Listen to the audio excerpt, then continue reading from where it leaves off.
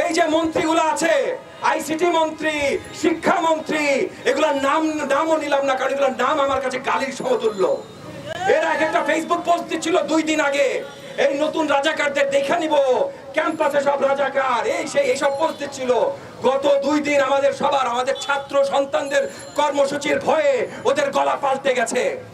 এখন আর ওরা আমাদের ছাত্র সন্তানদের রাজাকার বলা সাহস পাচ্ছে না। এখন ওরা কি বলছে? বলছে তোমরা সাবধান হও, তোমাদের আন্দোলনকে অন্য মোড় দিতে চেষ্টা করা হচ্ছে, সরকার বদলের চেষ্টা করা হচ্ছে।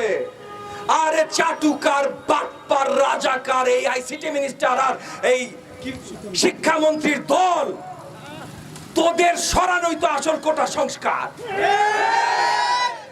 2 নাম্বারই ভারতীয় রাজাকারী কোটায় তোরা আজকে সরকার পরিচালনা করিস। কোটা সংস্কার মানে ওই দপ্তর থেকে টেনে